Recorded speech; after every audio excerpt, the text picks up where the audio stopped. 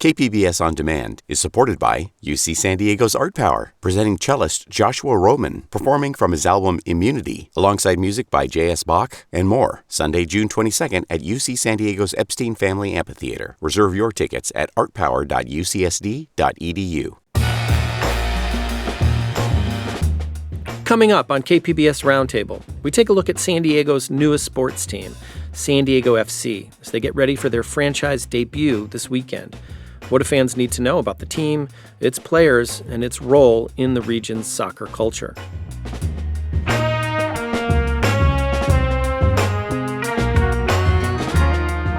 To me, if they could go out there, score goals, fill Snapdragon Stadium, and get some building blocks for the future, I think their season will be considered a rousing success. We hear about Major League Soccer's newest edition and what it means for San Diego-Tijuana's sports landscape. That's all ahead on KPBS Roundtable.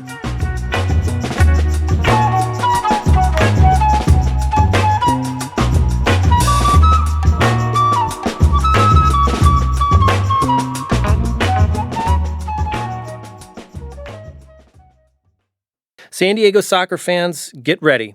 A new team is making its franchise debut this weekend, the San Diego-FC. Their first regular season match is Sunday afternoon against the LA Galaxy in Carson. And their inaugural home match will be Saturday, March 1st at Snapdragon Stadium. SDFC is the 30th team in Major League Soccer. That's the top division of men's soccer in the U.S. It's also a league containing some pretty big international soccer stars, including a legend of the sport, Leo Messi. Here to talk more about San Diego's newest team is Cesar Hernandez. He's a reporter with ESPN who covers North American soccer. Also joining me is Alejandro Villaseñor. He's with San Diego Football and co-host of the soccer podcast, Two Balls and a Mic. And finally, Ryan Finley's also here with us. He's a sports editor with the San Diego Union-Tribune. Thanks all for being here. Before digging into this new club, I wanted to ask each of you how you found a love for the sport of soccer. Alejandro, what got you hooked initially about the sport? Yeah, no, it's a great question to start off. I think just being from a Mexican background, growing up in Tijuana, in Mexico, it was just kind of like you either watch and play soccer or you don't really do anything else. So I think from an early age, I just fell in love with soccer, watching Chivas. That was still is my favorite soccer team.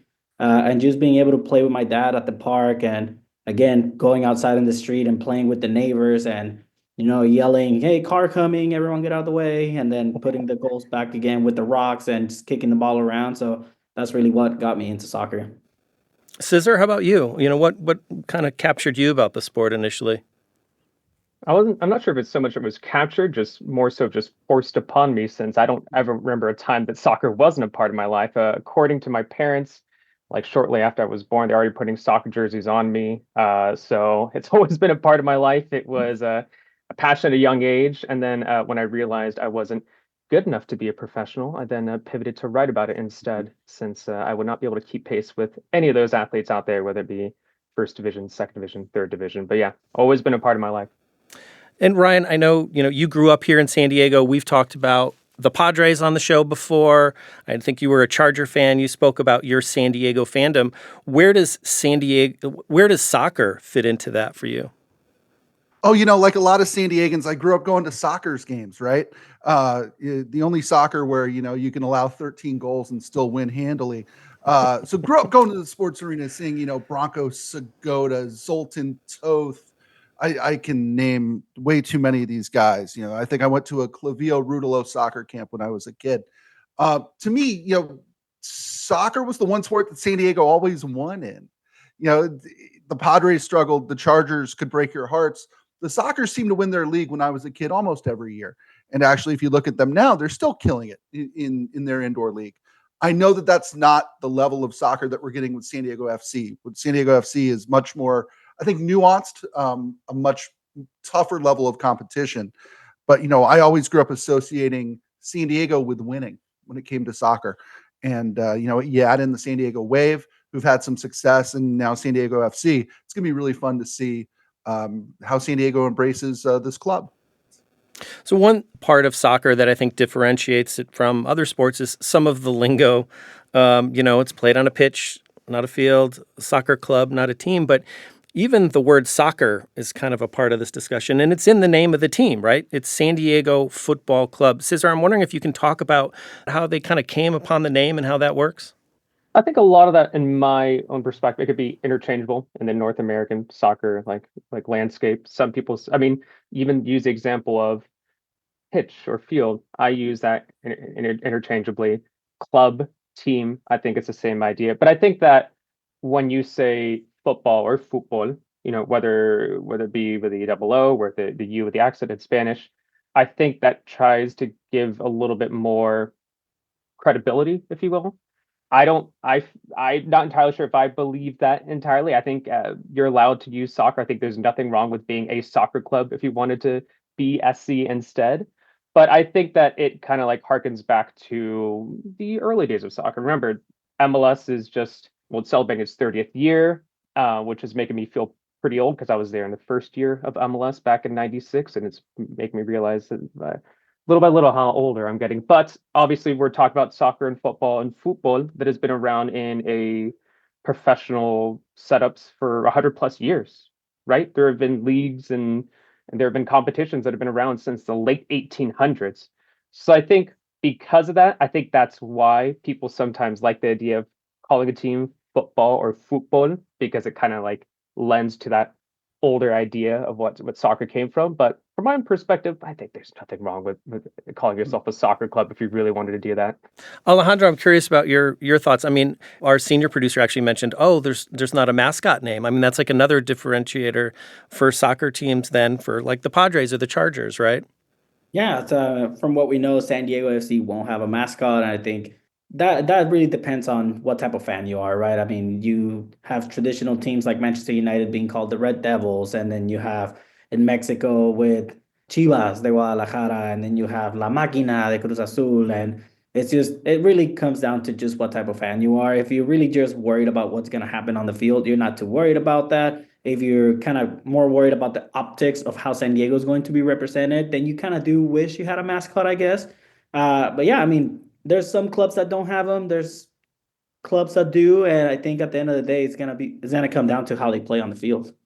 And this is the evolution of Major League Soccer, isn't it, guys? When Hmm. this first started, the league's in its 30th year, they had very sort of Americanized team names, Yes. right? You had the New York, New Yes. Jersey Metro Stars, the Columbus Crew, they still exist, the Hmm. LA Galaxy, they still exist.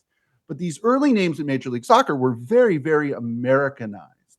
Hmm. And I think you've seen, and I don't know if it's maybe the league taking itself a little bit more seriously or trying to capture sort of a savvy international fan. But I think that you've seen these names get more and more, for lack of a better word, serious. And Yes. and maybe international, Inter Miami, right?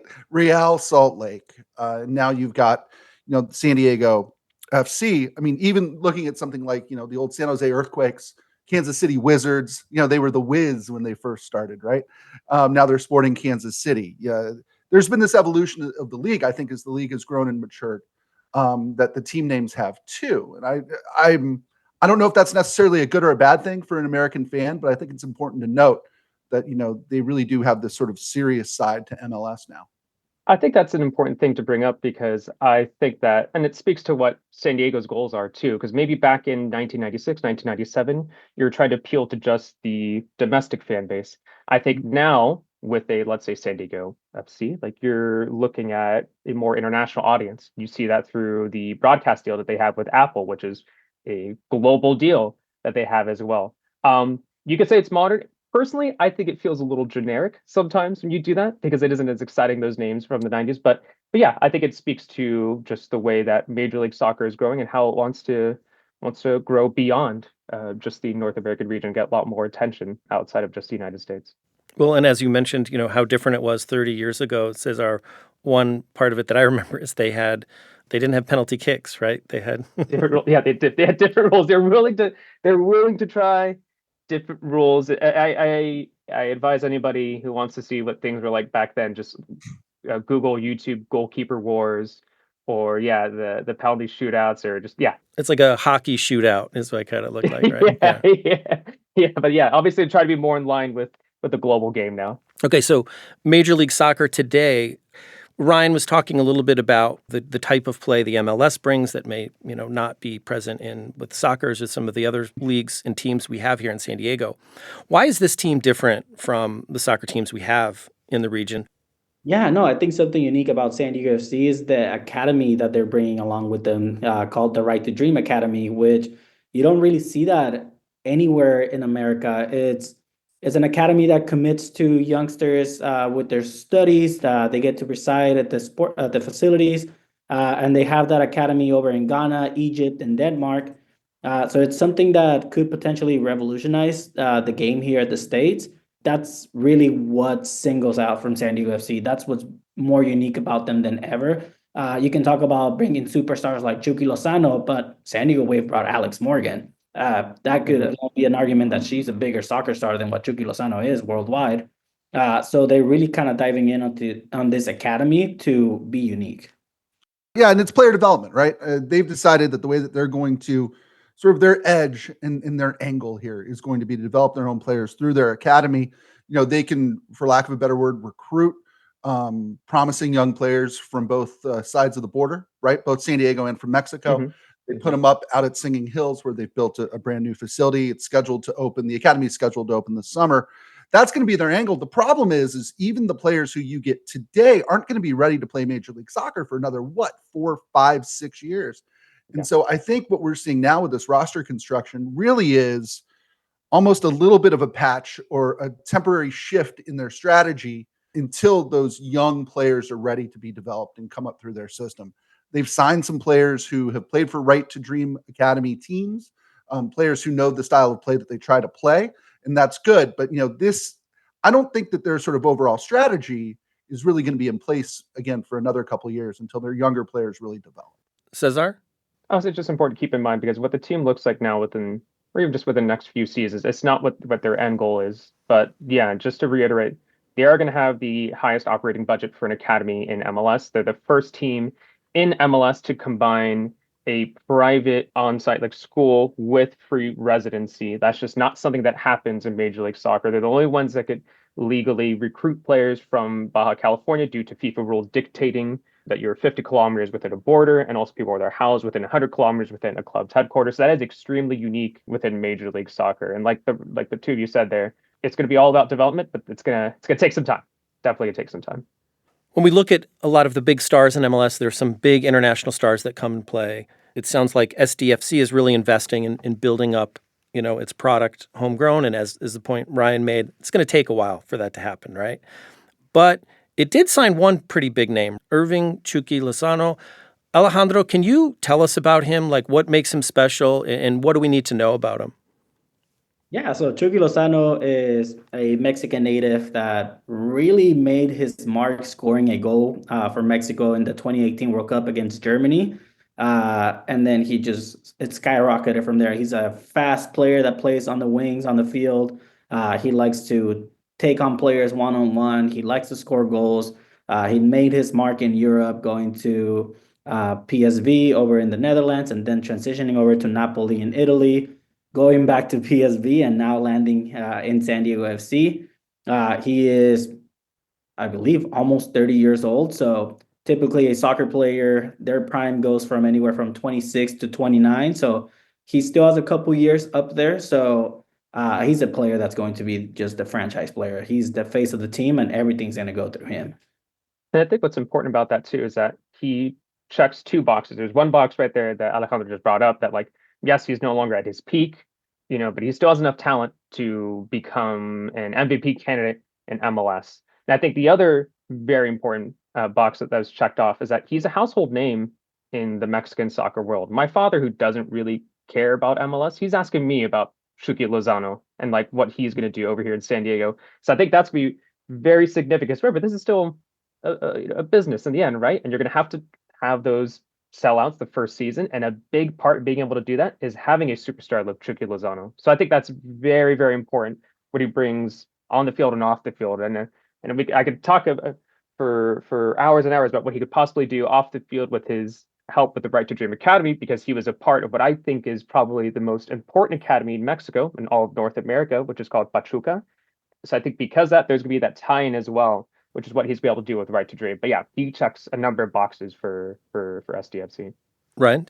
Yeah, I thought it was a brilliant signing when they decided to go get him. He checks some boxes, like you said. I think being a Spanish speaker, Mexican national will help with the international appeal of this team. I'm still really curious to see how this team resonates in Tijuana and beyond, right? They have the Xolos there. Obviously, they have a soccer culture there. They are discerning soccer fans by and large. But I think that Lozano really is a fantastic signing for them. It's not just getting a big name to get a big name, right? I think that Major League Soccer has a reputation, and maybe it did all the way up until Leo Messi got to Miami. It had a reputation of sort of where great international players go to retire, right? I think Lozano's still got enough in the tank to be the star of this team. I think that really this is a brilliant first star for this team to have. So that's Chucky. Are there, any other players worth mentioning or, bringing attention to as their season's getting started here? I will say San Diego did something interesting, and they kind of gave an answer to the fans that have been asking for a homegrown player or someone that's from San Diego, and that's midfielder Luca de la Torre. Luca de la Torre was born in San Diego, and at the age of 14, he decided to go to Europe to play for an academy and try to pursue his dream at making it professionally in Europe. That's every professional soccer player's dream, is to play in Europe. That's the motherland of soccer. And he did that successfully for a couple years. He got a couple call-ups to the U.S. men's national soccer team. And then now at the age that he is, he wasn't getting the minutes at his club Celta Vigo over in Spain. So he decided to come. He's in San Diego on loan. So at the end of the contract, he can go back to Celta Vigo, or San Diego FC can decide to purchase him. But he's a great signing. He's very skillful in the midfield. He knows how to pass the ball, give through balls to the attacking players. So he's going to be a pivotal point in that midfield. Anybody else come to mind, Cesar? Yeah, I think we got to talk about the other DP, so designated player. That's what they talk about in MLS. That we don't have to get lost in the very confusing rules that MLS have. But let's just say that DP means the limited amount of very good top level players they can sign that doesn't impact the salary cap. Andres Dreyer, he's a 26-year-old Danish winger. I mean, listen, I'm not gonna pretend that I've been watching every weekend of him in the Belgian top flight, but those who have and who I've talked with have stated that he's a very well-rounded attacker, and he has a capability of becoming another star alongside Chucky Lozano. So that's definitely someone to keep an eye on right there, is Andres Dreyer. Ryan, anything to add there? No. I agree. I think, the designated players are guys who basically their salaries don't count against your salary cap. So those will be your highest paid players primarily. Those are the two guys. If I was buying jerseys for my kids, it would be a Lozano jersey or a Dreyer jersey, because I think that those are the two guys who have a chance to really be standouts and to stick here as this team transitions from year one to year two and beyond. So one other name I wanted to get your take on is the head coach, is Mikey Varas. What do we know about him, and what kind of style of play can we expect from a team being coached by him? Mikey Varas, he has a lot of experience with youth players, and he was previously the interim head coach for the U.S. men's national team for 2 games, and then he got this gig with San Diego FC. But he is bought into the system of Right to Dream. He loves to develop young players into making it into the professional level. And I think his play style is going to be very attacking, very high pressing, and that could kind of bring some conflicts on the counter-attacking and defensive side. But again, it's lined up to be fun watching them play, and it's going to be fun soccer. I think about, without getting too much into the X's and O's, I think a way of simplifying it is that it's got to be in entertaining soccer. The clear intent is to play entertaining soccer. They want to be the protagonist. They want possession of the ball. They want to dictate the pace of the game through their attack. Whether that's going to lead to a number of goals being scored against them because they want a lot of the ball as well is another question. But I think it'll be fun, and that's the intent, at least early on. And then if they lose some games, we'll see what happens. But that's their goal at the moment. We'll see. San Diego, I think, can be I say this as a native. San Diego can be a weird sports market, guys. You know this, right? It's not only winning, but you have to win a certain way. And you look a little bit at, say, San Diego State football, which I think was a great example. Brady Hoke, they ran the ball and played defense. And when you're winning 10, 11 games a year, fans love it. When you're winning 6 games a year, you don't last very long. And you look at what San Diego State did. They brought in somebody who said, hey, we're going to be exciting. And when I hear some of the things that Mikey Veras has said so far and kind of reading the tea leaves with this team, I think the expectation is to go out there and try to score some goals, try to get your fans into the game. Expectations, I don't think outside of their building, outside of their headquarters, I don't think expectations are terribly high of a Major League Soccer expansion club. Yeah. To me, if they could go out there, score goals, fill Snapdragon Stadium, and get some building blocks for the future, I think their season will be considered a rousing success. So I think every good sports team inevitably has a really good rival. Do we know who SDFC's biggest rivals are? Cesar? That's a good question. Because right now, people would just look north and be like, well, obviously it's got to be somewhere like in LA. But right now, I mean, LA Galaxy, LAFC, they both have a pretty strong rivalry against each other. I think the answer will be one of those two. I think the easy answer is maybe Galaxy, because that's going to be the first game of the season. Maybe some animosity would be built through that, especially since they are the current title holders. But I would say it's either those two. I would say if we're looking beyond that, there's a chance perhaps with the earthquakes. Maybe I was chatting with someone the other day, like, you know what, like in MLS, sometimes a lot of the conversation surrounds the big coastal teams, and including Miami as well. But maybe a way that SDFC and the San Jose Earthquakes could take away a little bit of the attention away from the Los Angeles teams, develop their own rivalry there later on. But I would say probably the Galaxy, but it's absolutely up in the air right now. I'm curious to hear what you guys have to say and what comes to mind. Alejandro, your thoughts? Yeah, I would honestly side a little bit more with LAFC. Just based on the same similarities of how they started. Tom Penn was also their CEO when they started, and they got a big Mexican DP signing with Carlos Vela at the time, and San Diego FC is kind of following in the same footsteps with Tom Penn as CEO, signing Chucky Lozano. So I think a lot of like the fans kind of are developing that rivalry already with LAFC. I think LA Galaxy is going to be more like the annoying cousin or anything like that, where, yeah, we're cool, but we're still going to not like each other from time to time. But yeah, I would put my money more on LAFC. Ryan, any of your thoughts on who the Dodgers of the SDFC might be?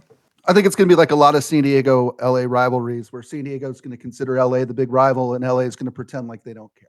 The LA teams are going to go, no, we have each other. We don't worry about them.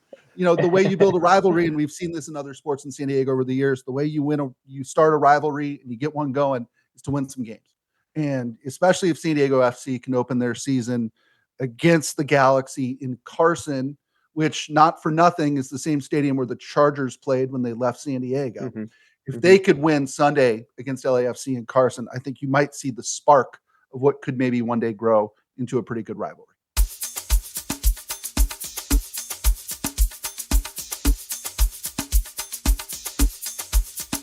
Up next, we continue our look into San Diego's soccer culture when Roundtable returns.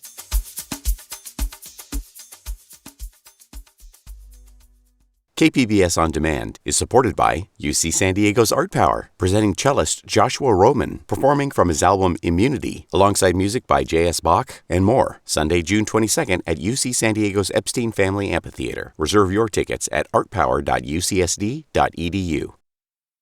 Welcome back to KPBS Roundtable. I'm Andrew Bracken.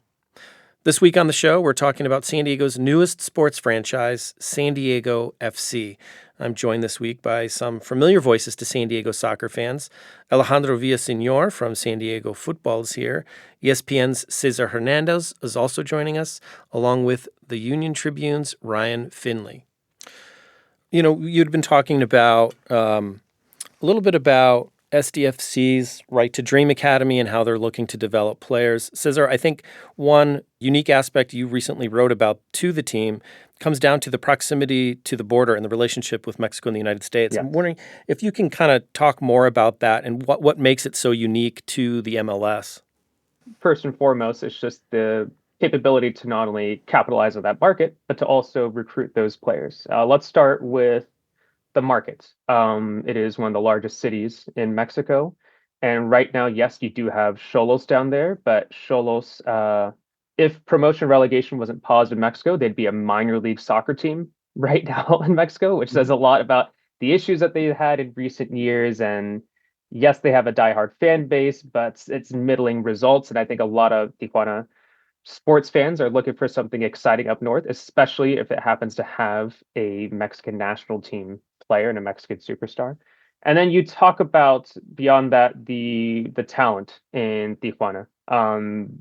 Back in the 2012 Olympics, Mexico won gold medal in the Olympics, and that had 3 players that had ties to the Baja California region. There are a number of players that you look at in Mexican soccer that are from the Baja California region. There's a huge potential here for San Diego to be able to scout these players legally because once again, without getting lost in the weeds here, just FIFA rules dictate that, like, if you're underage, you can't move from one country to another unless you're close to the border, and therefore you're able to legally do that.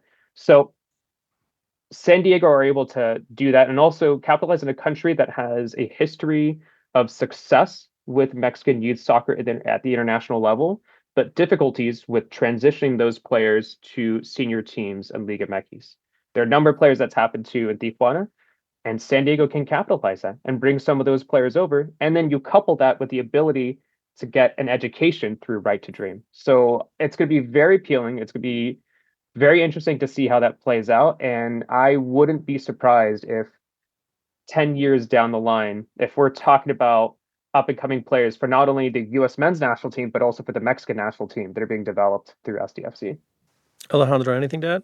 Yeah, no, I mean, I think Caesar just kind of pointed everything out, right? I mean, if you want to think of it from the perspective of a parent that lives in Tijuana and has a talented kid that can play soccer, and you get approached by a team in the U.S. and say, hey, we can take your kid, we can give him an education, they'll get to live here in the States. That's what a lot of families over in Mexico aspire to. So I think it's a no-brainer for a lot of people over there. So earlier, tickets and selling tickets kind of came up. That's an inevitable part of, a new franchise. I wanted to talk about your impressions of how San Diego soccer community has responded to the team so far. I mean, even from a ticket sales perspective, do we know, are there sellouts in the works here? What's your impression, Ryan? Soccer's an interesting sport when you compare it to say baseball and football and the sports that San Diego's traditionally had high-level teams in. Even the supporters groups, right? There are 7 different supporters groups following San Diego FC right now. It's a bunch of different communities coming together. And I think that the really smart thing that San Diego FC did when they first started, again, more than a year ago, was to try to bring in all the different neighborhoods and all of the different communities and sort of bring them together under the banner of San Diego FC. They did a ball tour, a chrome ball tour, where they went to the 18 different communities and neighborhoods in San Diego and had sort of, come meet the team things there. We went by the one in La Mesa and it was great. And, to me, that's really smart. I don't know if any bad blood exists between fans of the former San Diego Loyal and this new club. I know that there was a thought at some point that the group that ran the Loyal would one day get an MLS club that they could call their own. But, it looks as if the locals, their old supporters group, has folded nicely into San Diego FC. To me, it's just going to be a matter of, it's the same challenges that the Padres face, same challenges that San Diego State faces. Can you hit the right price point that you can fill the stadium? Can you create a fun environment, not only for diehards, but for families? And, can you win? Or can you be exciting enough that maybe the wins and losses aren't necessarily imperative in year one? Those are their challenges at this moment. I don't know how many season tickets they've sold, but I do know that their price point is in line with going to a Padre game, and that's a high price point for a lot of people. And so, the question is, what do you get when you go to a San Diego FC game? And we'll find out for sure on March 1st. And Alejandro, we've been talking about all the different other soccer teams. We have the Wave, their season's starting up, soon enough. What's your impression of how this team's being embraced and the potential popularity there? Yeah, no, I mean, just to kind of touch on the tickets too, I know they're their big worry is filling up that supporter section. They want all those 5,000 tickets sold to the point where they even ran a very, very good promotion. If you became a member of the San Diego Independent Supporters Union, you would have access to the $18 per game ticket. So when you pay for that season ticket membership, if you do the math, you're paying for 21 games, $18 a ticket, which is a great deal, to be honest. But yeah, I think overall they're doing a pretty good job at just reaching out to the community. Like Ryan said on the Chrome Ball tour, if you went out to the one in Chula Vista, that was massive. They have lucha libre, they had concerts, they had everything. So I think they are doing a pretty good job compared to maybe what San Diego Wave hasn't been able to do, especially kind of like in the South Bay area. San Diego FC is capitalizing on that and trying to win on that like Latino population to go into the stadium. Cesar, go ahead. So yeah, I am curious though, because I think there's going to be a lot of tickets sold. I think Chucky's going to bring in a lot of fans, but I do think that there's still some simmering frustrations with Loyal, just because, I mean, let's be real, like the introduction of San Diego FC did help cement the death of Loyal. And I think that's worth recognizing. Yeah. Just to chime in, the Loyal were in the second division of men's soccer, right? And Correct. I think their hope was that they would eventually become an MLS team or be able to enter that market. There are a number of different issues there regarding that, but I do think that there are some fans who are still a little justifiably bitter about that. I think there are also some Wave fans who are also justifiably bitter about saying, hey, we were doing some record numbers at Snapdragon Stadium. We, were really breaking barriers within the NWSL, and suddenly this new team shows up and says, "Hey, you're now behind us in line when it comes to priority for scheduling games." So I am curious to see how that plays out. Maybe it's not as serious as as I may think it is, or maybe it's just a small little factor. But I think that's also something to keep in mind for a couple of those soccer bubbles that may not fully buy into it just yet. What is the potential impact for the Wave FC, and how have they responded to this new team? No, I mean, I think I have the same question that a lot of people do is why aren't these two teams collaborating more, right? You want to tap in on the San Diego soccer community. You would think some sort of collaboration would be the answer to that. And that just hasn't been the case. I know when we did an interview with CEO Tom Penn, he did say that they pay more rent, so they get priority on scheduling the games. And we followed that with the who the coach for San Diego Wave, Casey Stoney, was, and she said she was used to it. She said she's not surprised, and it caused a lot of controversy. But at the end of the day, it always, when it comes to San Diego State, it always comes down to who's paying more money, and that was San Diego FC. And I mean, now that the schedules are both out, you see that when San Diego FC is playing away, San Diego Wave is going to play at home, and vice versa. There's, I think, maybe a couple of weekends where one plays on Saturday, one plays on Sunday. So it's interesting, but at the end of the day, I don't think it'll be a worry anymore for a lot of fans now that they have the schedules. But it was a big talking point before that.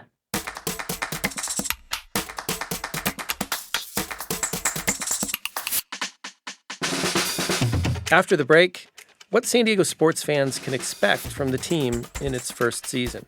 That's ahead on Roundtable. KPBS On Demand is supported by UC San Diego's Art Power, presenting cellist Joshua Roman, performing from his album Immunity, alongside music by J.S. Bach and more, Sunday, June 22nd at UC San Diego's Epstein Family Amphitheater. Reserve your tickets at artpower.ucsd.edu. This is KPBS Roundtable. I'm Andrew Bracken.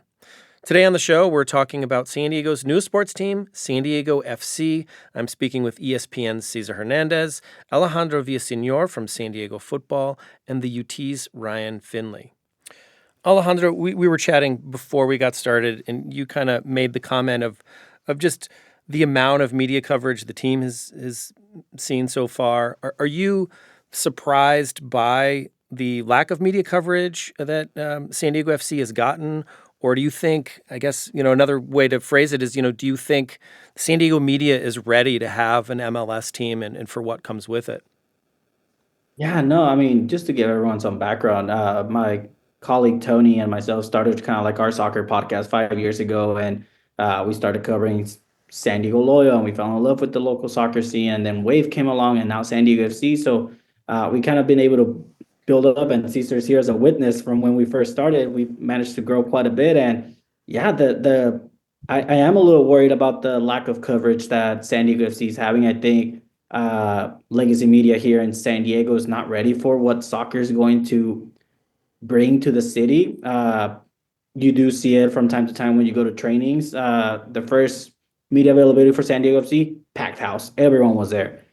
Fast forward 2 weeks after, it's just my buddy Tony and a couple other local media from Tijuana. So it'll be interesting to see how the team plays, if they start winning, how much coverage they'll start getting. And I think that will kind of determine that factor too. Ryan, talk more about that. I mean, you guys cover so many different sports, so many different teams. How does SDFC fit in, and what are some of the challenges you're seeing in UT, kind of covering this new team and new league? We have an excellent soccer writer, Mark Ziegler, who's goes to every World Cup, every Olympics, is as smart a soccer fan as I know, and he will be covering the club. The problem is his day job right now is also covering San Diego State basketball. And so when you reach February and March, he's a busy man, as you might imagine. We have a staff full of people who want to be a part of the coverage, who are excited by the prospect of something new. I still think a lot of San Diegans have been scarred by the Chargers leaving. And, when new teams come in, there's this idea that they're sort of filling this hole left by the Chargers. And, it's hard to fill a hole that an NFL team leaves. The NFL is super popular, but, they patched it with the Wave, and now with San Diego FC, and with, even like a G League team and these other things that are coming in. San Diego is becoming a much better sports town because of the addition of professional soccer. And, in terms of coverage, in terms of our readership, I think that they want to learn more about this team and learn more about soccer. I think our readership base probably is a little less soccer savvy than Alejandro's podcast listeners, right? Or even the people who read Cesar and ESPN, trying to explain to them not only why it's important, but what makes for good soccer. That's going to be the real sort of task for us here in year one, to introduce our readers to this team in a way sort of on their level, and in a way that will get them, excited to see what San Diego FC is all about.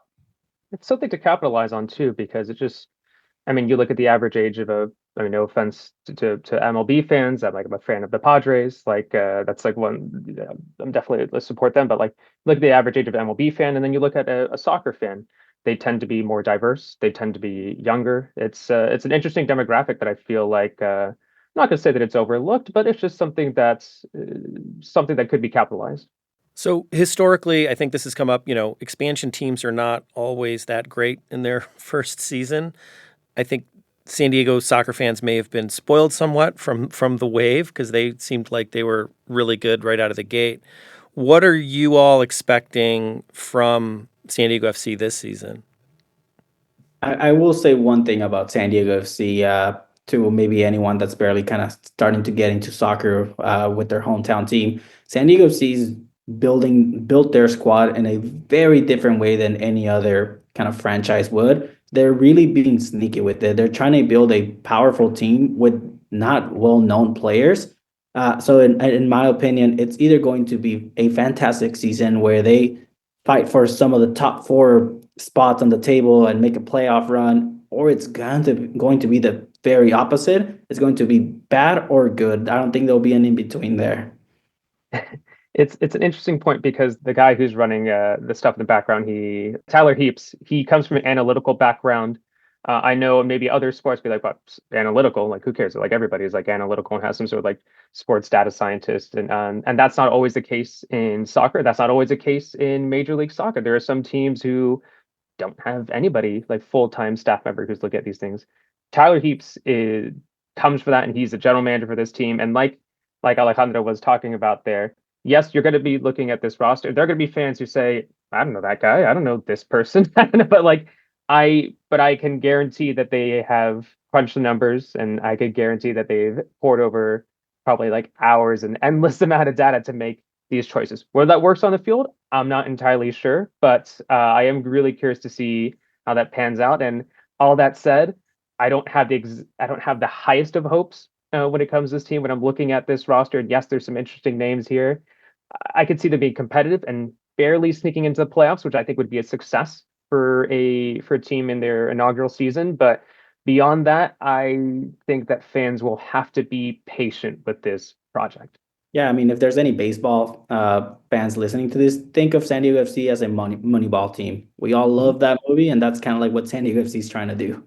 Ryan, any thoughts? Yeah, I think expectations in year one, and maybe it doesn't come down to how many matches you win or whether you make the playoffs. I think it comes down to, number one, you put an exciting product on the field. Number two, you develop a fan base that will support you in good times and bad. And number three, you inch closer to, we talk about player development, right? You open the academy. I guarantee you that if the academy opens and San Diego FC brings talented young men into their program, they will consider this a success. There's a reason why in American pro sports, expansion teams almost never make the playoffs. The system is a little bit rigged against expansion teams. It just is. The Las Vegas Golden Knights, I think, are the one expansion team to ever win the whole thing. There's a reason why it's a struggle. And I'd be lying if I thought this season wasn't going to be a little bit of a struggle for San Diego FC. But I think that you can get some off the field victories that will really help cement yourself as a part of the fabric of San Diego sports. And that's what they're going to have to look at this year.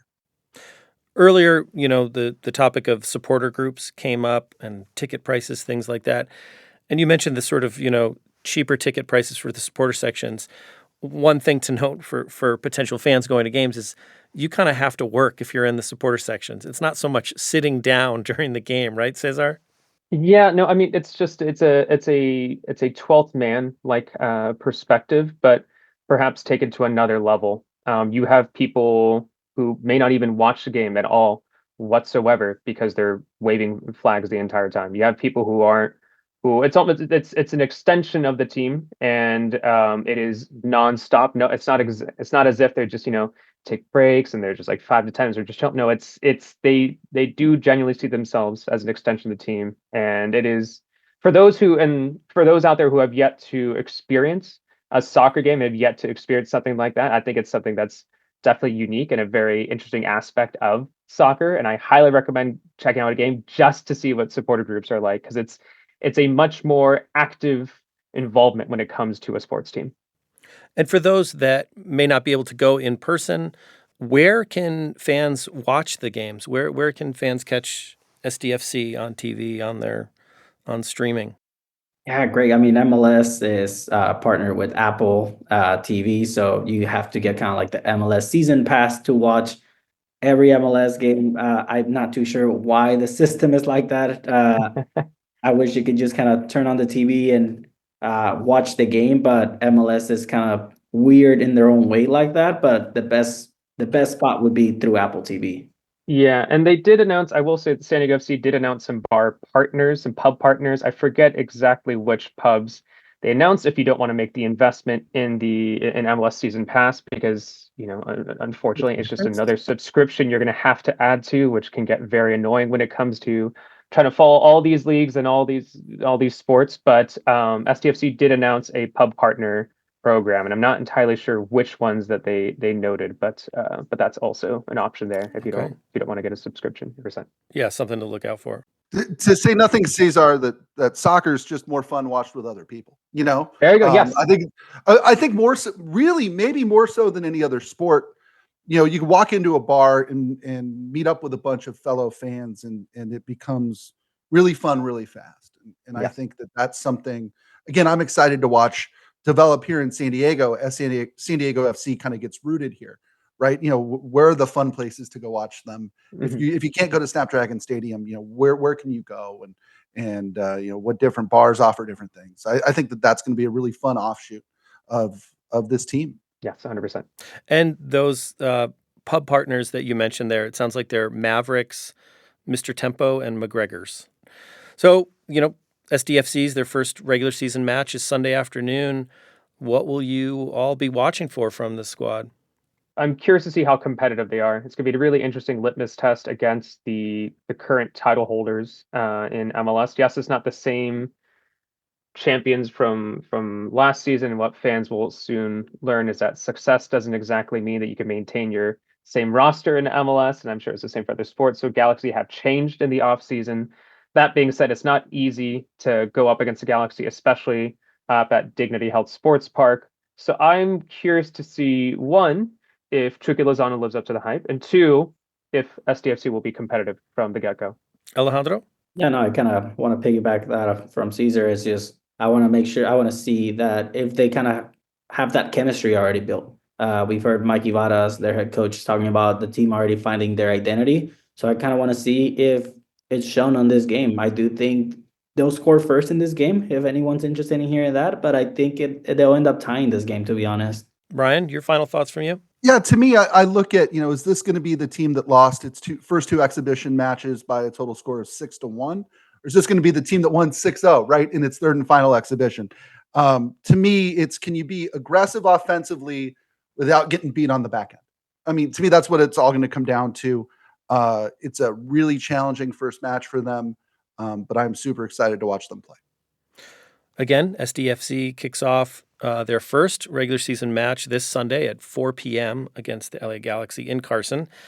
And they'll be hosting their home opener Saturday, March 1st at Snapdragon Stadium.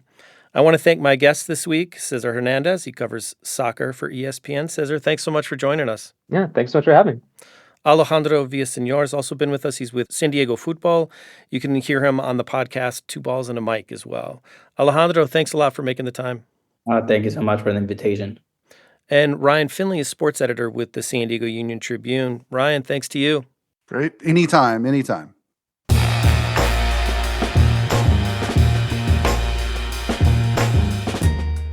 That'll do it for a Roundtable this week. Thanks so much for listening. If you missed any of today's show, you can listen to Roundtable anytime as a podcast. KPBS Roundtable airs on KPBS FM at noon on Fridays, again Sundays at 6 a.m. If you have any thoughts on today's show, you can email us at roundtable@kpbs.org. You can also leave us a message at 619-452-0228. Roundtable's technical producer this week was Brandon Trufa. The show was produced by Ashley Rush. Brooke Ruth is Roundtable's senior producer. I'm Andrew Bracken. Thanks again for listening, and have a great weekend.